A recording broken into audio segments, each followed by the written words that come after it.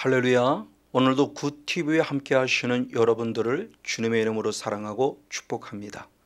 오늘은 누가복음 4장 43절 말씀을 중심으로 해서 예수님이 이 땅에 오신 목적이란 제목으로 오늘과 다음 주에 걸쳐서 총 5개의 목적을 찾으며 함께 한번 은혜를 나누기를 원합니다.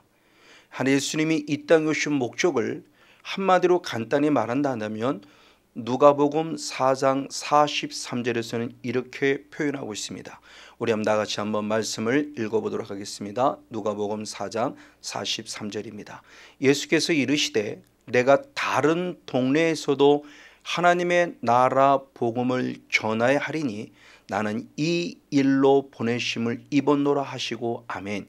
한마디로 간단히 말하면 예수님이 이 땅에 오신 목적은 하나님의 나라를 위해서 이 땅에 오셨다는 사실을 분명히 말씀을 통해서 알려주고 있습니다.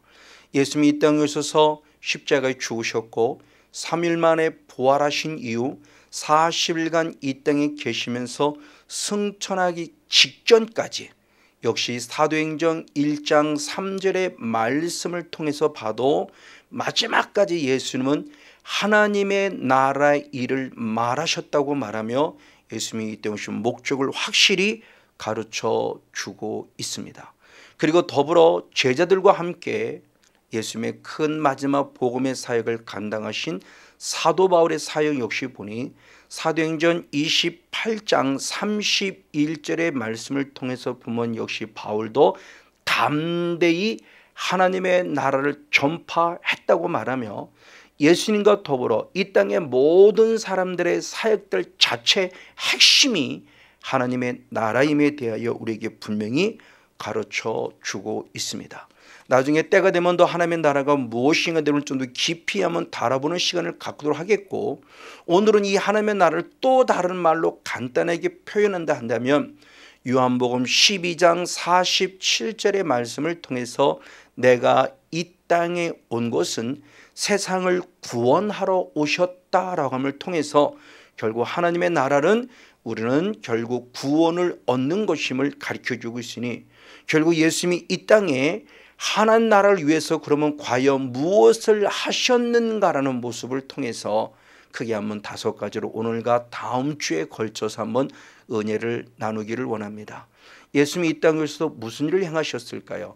성경에 기록된 순서로서 한번 살펴보기를 원하는데, 그 가장 첫 번째가 예수님은 이 땅에 오셔서 공생의 첫 사역부터 예수님은 성령을 힘입어 마귀와 싸움에서 승리하는 사건을 통해서 하나님의 나라가 무엇인지 하나님의 나라 실제를 보여주셨다는 것입니다. 마귀는 예수님을 3번씩이나 시험했지만 예수님 말씀과 기도로 이기셨고, 특별히 마태복음 4장 10절과 11절 말씀에 의하면 사탄아 물러가라 라고 말하면서 사탄과의 실제적인 싸움을 통해서 하나님 나라가 실제임에 대한 부분을 우리에게 분명히 보여주셨다는 겁니다.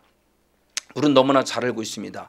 기독교의 가장 근본이요, 예수님 하나님의 나라 들어가는 첫 출발점은 요한복음 3장 16절 말씀을 통해서 오직 예수 그리스도를 믿는 자만이 구원을 얻는다고 하는 부분을 우리에게 가르쳐주고 있다는 사실을 너무나 잘 알고 있습니다.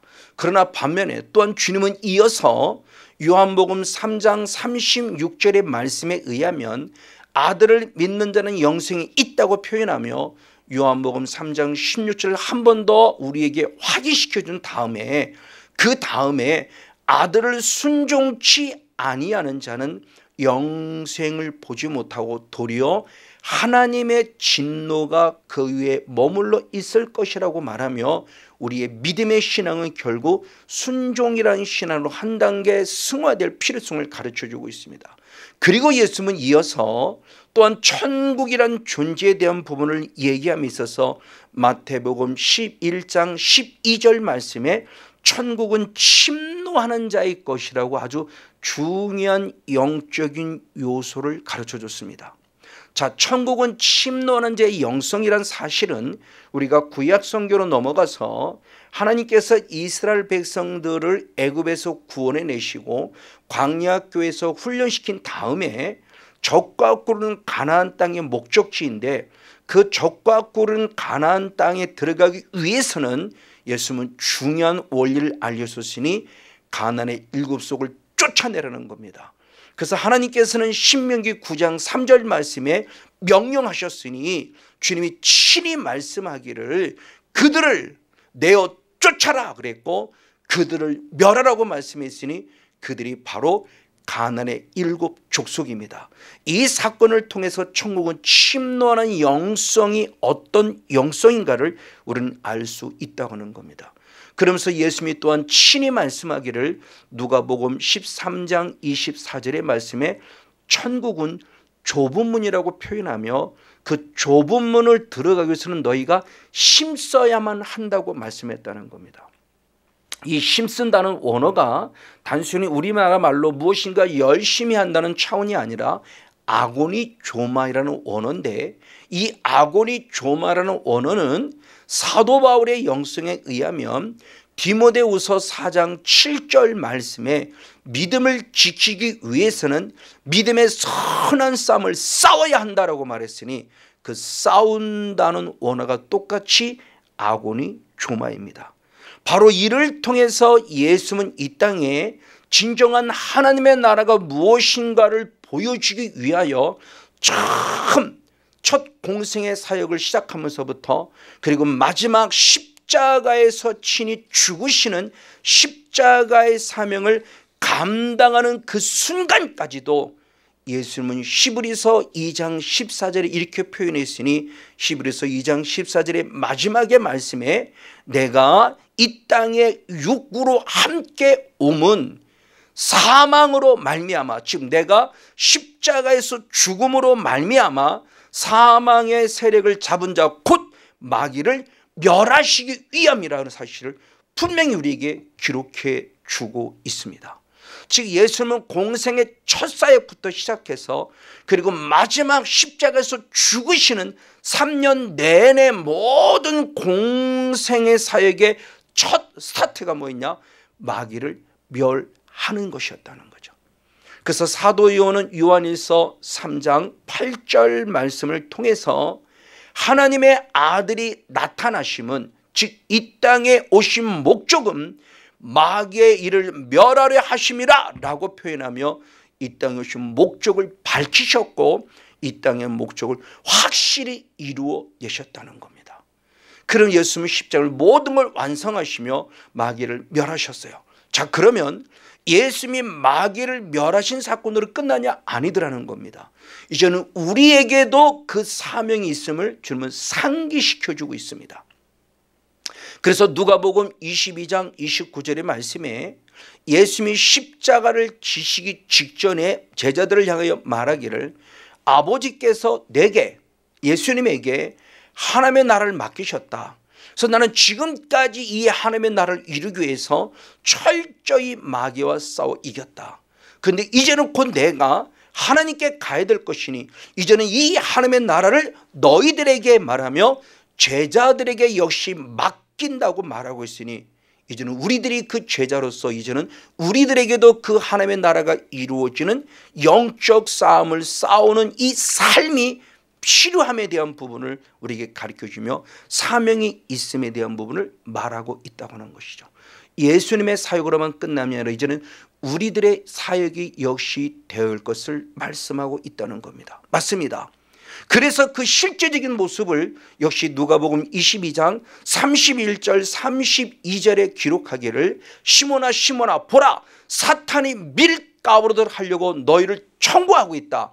그러나 내가 너희를 위하여 간절히 기도하니 너희는 믿음이 떨어지지 않게 될 것이고 믿음이 떨어지지 않니 굳게 서서 너도 살고 남도 살리는 일꾼이 되라고 말하며 이제는 이 하나님의 나라를 이루는 영적 싸움의 사명이 우리 안에 있음을 역시 가르쳐 주고 있습니다.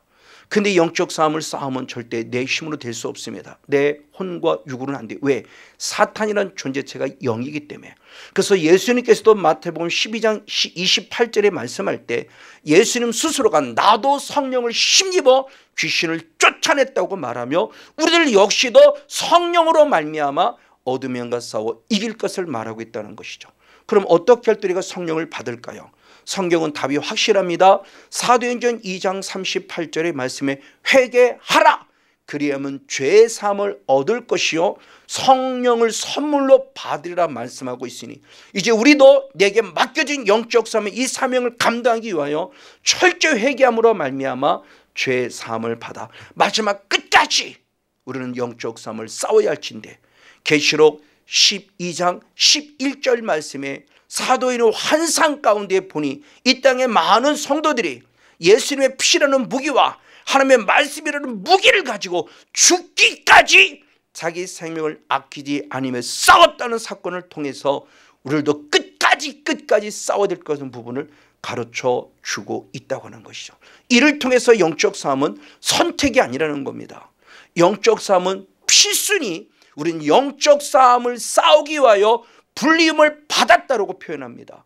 그래서 사도 바울은 디모데를 향해서 디모데전서 6장 12절의 말씀에 믿음의 선한 싸움을 싸워라. 그래서 영생을 취하라.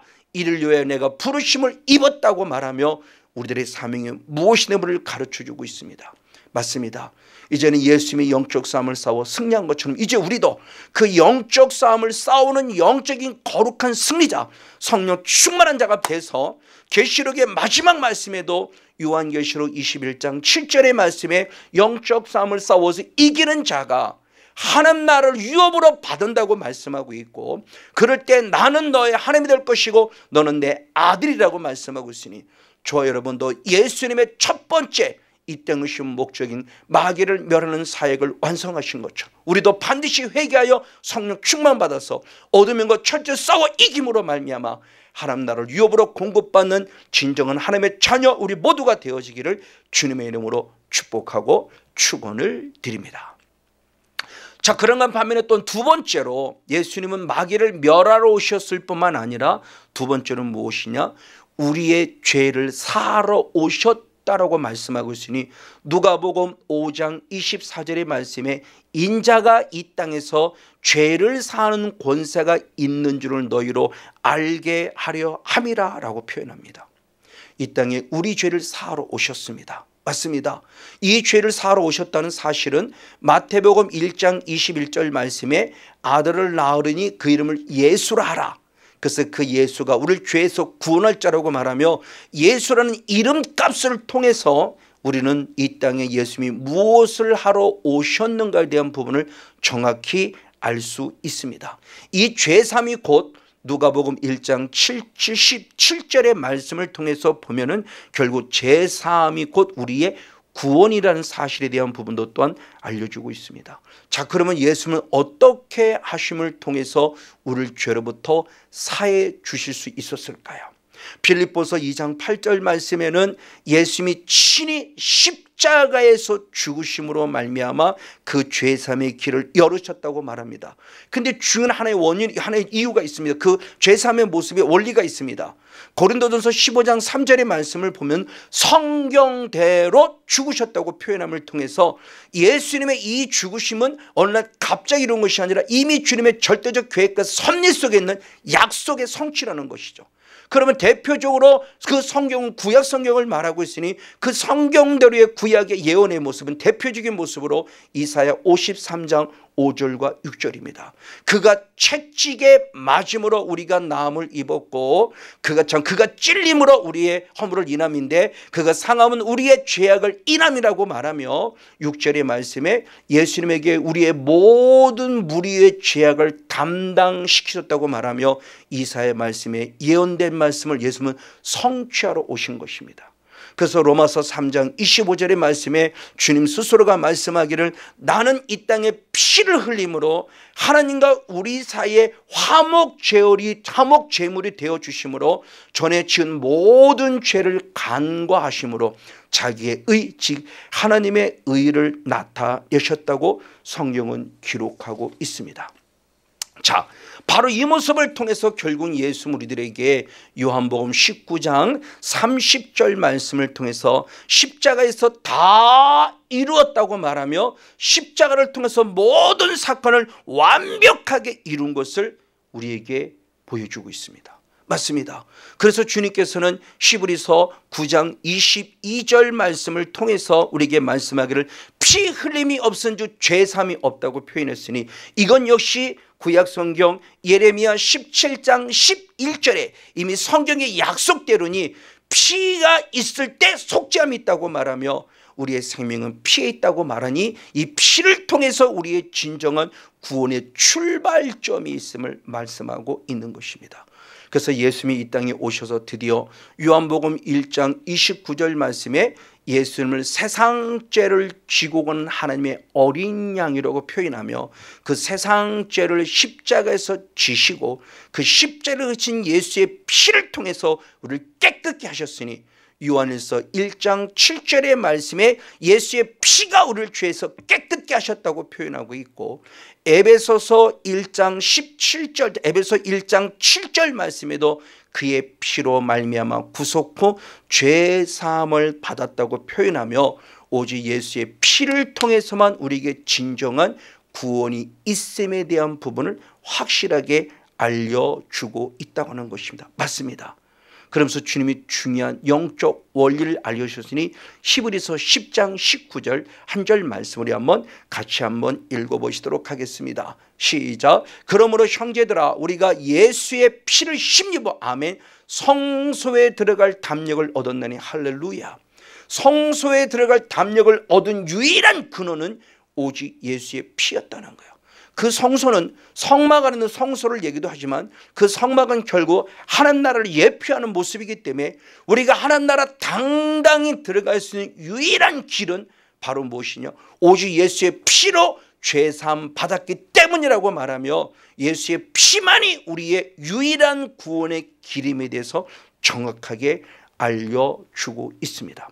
그러면서 더더욱 중요한 부분의 모습이 이 예수의 피의 사건이 2000년 전의 단번의 사건이지만 그 단번의 사건이 영원한 제사가 되어졌고 그 영원한 제사가 되어지게 지금도 영적 효력 즉 우리의 죄를 사한다는 영적 효력은 지금도 영원토록 우리를 온전케 한다고 말합니다. 히브리서 10장 10절 히브리서 10장 12절 14절에 중요하게 말하고서 역시 한번 함께 읽어보시도록 하겠습니다. 시작. 이 뜻을 쫓아 예수 그리스도의 몸을 단번에 들이심으로 말미암아 아멘 우리가 거룩함을 얻어노라 할렐루야. 오직 그리스도는 죄를 위하여 한 영원한 제사를 드리시고 아멘 하나님의 우편에 앉으사 저가한 제물로 거룩하게 된 자들을 영원히 온전케 하셨느니라 할렐루야. 맞아요. 사건은 2000년의 단번의 과거의 사건입니다. 근데 그 제사는 영원한 제사입니다. 미래를 향한 영원한 제사이고 그 제사의 은혜는 지금까지도 아니 영원토록 우리를 온전케 한다고 말하며 예수 피의 능력과 예수 피의 그 영적 권세가 얼마나 중요한가에 대한 부분을 우리에게 분명히 가르쳐 주고 있습니다. 그리고 이제는 우리들의 모습에도 그 은혜가 내 것이 되어야 되죠. 십자가의 사건이 내 것이 되어야 됩니다. 즉 십자가의 사건만이 예수의 피만이 나를 죄에서 사하신다고 그러는데 그럼 예수의 피를 공급받기 위해서는 나는 그럼 어떻게 해야 될 것이냐.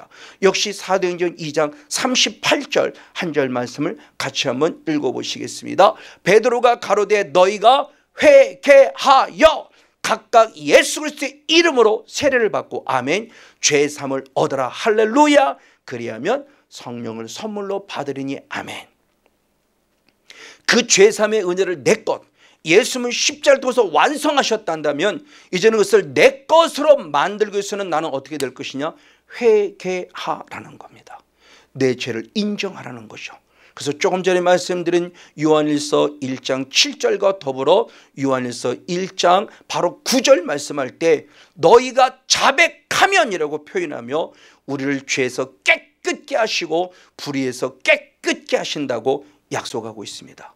저 여러분들의 회개의 부으심을 통해서 철저한 해결로 말미암아 반드시 죄사함을 공급받는 저와 여러분 우리 모두가 되어지기를 역시 주님의 이름으로 간절히 축복하고 축원을 드립니다. 자, 그런데 주님은 이 십자가를 지심에 있어서 단순히 우리의 죄 사함으로만 끝나길 원하는가? 아니요. 우리의 죄를 사하신 다음에 주님 우리에게 중요한 명령을 주셨습니다. 그것은 과연 무엇인가? 사도 바울은 이렇게 표현했습니다. 고린도후서 5장 15절의 말씀을 역시 한번 한 목소리로 같이 한번 읽겠습니다. 고린도후서 15절입니다. 시작. 저가 모든 사람을 대신하여 아멘 죽으심은 산자들로 하여금 다시는 너희 자신을 위해 살지 않고 할렐루야 오직 저희를 대신하여 죽었다가 다시 사신 자 오직 예수 그리스도를 위하여 살게 하려 함이니라. 할렐루야. 자, 예수님의 십자가의 이 은혜, 십자가의 죽으심을 통해서 내 죄를 먼저 사하셨으면 죄 사함만 하나님의 백성으로서 어떻게 살아야 되는, 이제는 너를 위해 살지 말고, 성목사 너를 위해 살지 말고 이제는 나를 위해 살아달라고 표현하며 이제는 오직 예수를 위해 살아야 될 것을 말씀하고 있습니다. 그래서 주님께서 말씀할 때 주를 위해 살기 위해서는 우리들의 사명이 어떻게 되느냐? 마태복음 16장 24절의 말씀에 너를 부인하라, 그리고 자기 십자가를 지라, 그리고 나를 쫓으라고 말씀하며 우리가 십자가에서 예수와 함께 철저히 죽어져서 이제는 오직 주를 위해 살아가는 자가 되어야 한다는 사실을 가르쳐 주고 있는 것입니다. 이에 사도 바울은 이 삶을 실제로 살았으니 갈라디아 2장 20절에 그의 신앙의 고백이 이렇게 기록되어 있습니다. 역시 한번 함께 읽겠습니다. 시작. 내가 그리스도와 함께 십자가에 못 박혔느니 아멘. 나는 그리스도와 함께 십자가에 못 박혀 죽었다는 겁니다. 그런즉 이제는 내가 산 것이 아니요 오직 내 안에 그리스도께서 사신 것이라. 할렐루야. 그러므로 이제 내가 육체 가운데 사는 것은 나를 사랑하사 나를 위하여 자기 몸을 버리신 하나님의 아들을 믿는 믿음 안에서 사는 것이라. 아멘. 내가 그리스도와 함께 십자가에 못 박혀 철저히 죽었어요. 왜? 주님께서 명령하셨기 때문에. 그럼 이제는 내가 철저히 죽었기에 나는 누구를 위해 살아가야 되느냐? 죽었다가 다시 사신 자, 나를 살리기 위해서 죽었다가 다시 살린 자 예수 그리스도, 그분을 위해 살아갈 것에 대한 부분의 모습을 분명히 가르쳐 주고 있다고 하는 것입니다. 이에 성경을 통해서 보면은 노아로부터 시작해서 아브람부터 시작해서 그리고 다윗으로 내려가 하나님의 수없는 많은 일꾼들, 그리고 사도 바울의 모든 사람의 일꾼들이 공통적인 부분이 뭐냐? 여호와를 위하여. 사사들 가운데 기드온이 대표적으로 여호와를 위하여. 모든 사람들의 믿음의 초점은 오직 한 가지였으니 여호와를 위하여요. 그럼 제 주님이 저와 여러분에서 친히 십자가에 죽으셔서 마귀를 멸하심을 통하여 하나님 나라가 실제임을 보여주셨을 뿐만 아니라 이제는 죄사함을 위하여 하나님 나라 실제의 모습을 역시 보여주셨고, 이제 하나님 나라 구원을 얻은 자는 어떻게 살아야 할 것을 말씀해 주셨다는 것입니다. 그러므로 이제는 이 하나님의 놀라운 승리의 삶을 살아감에 있어서 나도 어떻게 살아갈 걸 말씀할 때는 주를 위하여 살아가야 된다는 겁니다. 그래서 사도 바울은 고백하기를 로마서 14장 7절 8절 말씀에 아주 중요한 고백을 했습니다. 자기를 위해 사는 자가 없다. 자기를 위해 죽는 자도 없다. 오직 우리는 살아도 주를 위해 살아야 되고 죽어도 주를 위해 죽어야 한다고 말하며 사나 죽으나 우리는 주의 것이라는 중요한 신앙의 고백을 합니다. 사도 바울은 말합니다. 자기를 위해 사는 도 없다고 미리 말하고 있고 자기를 위해 죽는 자도 없다고 말하고 있습니다. 저 말씀을 읽을 때마다 참 많이 불편한 진실이에요. 왜?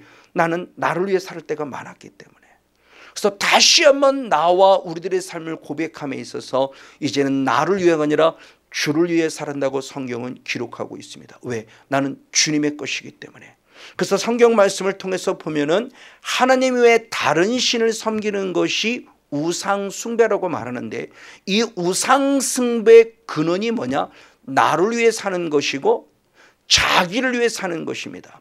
그래서 출애굽기 20장 4절과 5절 말씀을 표현했을 때 아주 중요한 고백을 합니다. 뭐라고 표현되는가? 너를 위하여, 나를 위하여, 자기를 위해 새긴 우상을 만들지 말아라. 그래서 우상이란 단어를 보면 앞절의 말씀이든 뒤의 말씀이든 나를 위하여, 너를 위하여, 자기를 위하여. 결국 우상이라는 것은 나를 위하여 살아가는 것이 우상이에요. 그러면 하나님의 다른 신을 섬기는 것뿐만이 아니라 하나님을 역시 우상으로 섬기는 것도 자기를 위하라고 말씀하고 있다는 겁니다. 그래서 출애굽기 20장 23절의 말씀에 하나님을 섬김에 있어서도 자기를 위해 섬기지 말라고 말씀하고 있으니 너는 나를 비겨서 은이나 신상이나 금으로 너희를 위해 만들지 말라라고 말씀하며 하나님마저도 나를 위해 하나님을 섬기지 말고 나를 위해 하나님을 이용하지 말고 하나님을 위하여 살아갈 삶에 대한 부분의 모습을 분명히 말씀해 주고 있다고 하는 것입니다. 맞습니다. 그래서 요한계시록 1장 6절은 사도 요한을 통해서 중요한 영적 원리를 알려주고 있으니 하나님이 나에게 하나님의 나라를 허락해 주시고 세상을 삼으신 이유를 말씀하고 있으니 오직 하나님을 위하여 살라고 말하며 하나님께 영광 돌리라고 말합니다. 마지막 결론으로 한번 요한계시록 1장 6절 한 절 말씀을 같이 읽어보시겠습니다. 그 하나님 아버지를 위하여 아멘. 우리를 나라와 재상으로 삼으신 그에게 영광과 능력이 세세토록 있기를 원하노라. 할렐루야. 예수님이 이 땅에 오신 목적을 보면 두 가지로 나눴습니다. 첫 번째는 하나님의 나라를 위하러 오셨는데 그 일을 위하여서 첫째는 마귀를 멸하심으로 하나님 나라가 실제임을 보여주셨습니다. 그리고 두 번째는 십자가에서 죽으시고 피 흘려 죽으심으로 말미암아 우리의 죄를 사하심을 통해서 역시 하나님의 나라가 무엇인가를 알려주고 있습니다. 그리고 한 단계 더 나아가 이제는 구원받은 하나님의 백성 하나님의 나라가 이루어졌기에 이제는 하나님을 위하여 살아가는 삶의 주인공이 되길 원하고 있으니 저와 여러분도 성령의 충만함을 공급받고 철저히 남은 생에 하나님만을 위하여 살아가는 성령 충만한 주인공 우리 모두가 되어지기를 주님의 이름으로 간절히 축복하고 축원을 드립니다. 주님의 이름으로 사랑하고 축복합니다.